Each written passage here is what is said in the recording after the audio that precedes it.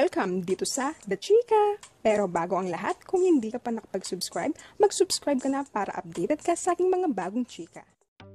Mag-inang Marian Rivera at Sixto Dantes viral agad ang kanilang bagong video na kung saan nakisali sila sa trending na sayaw sa TikTok.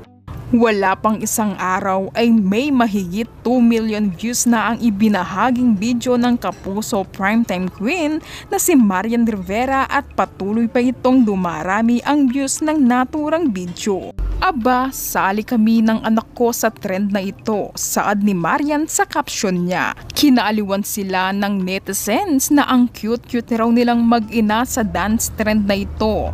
Makikita sa naturang video na ang galing nilang mag-inang sumayaw, lalo na si Sixto na game sa gusto ng kanyang mama Marian. Kita nga ang ngiti ni Sixto, nakilig siya sa banding nila ng kanyang mama Marian.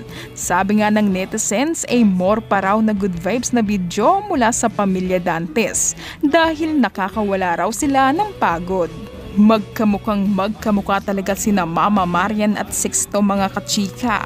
Parang pinagbiyak talaga sila ng bunga, lalo na kapag tumatawa sila na parehong-pareho sila ng tawa. Sabi ng mga netizens, ang bilis raw lumaki ni Sixto na pwede na raw siyang sundan ng isa pang kapatid dahil nga ang ganda raw ng lahi nila na dagdagan pa raw ang mga magaganda at gwapo sa mundo. Aba mga kachika, baka sundan na ni Marian at Dong si Sixto dahil big boy na nga ang kanilang bunso.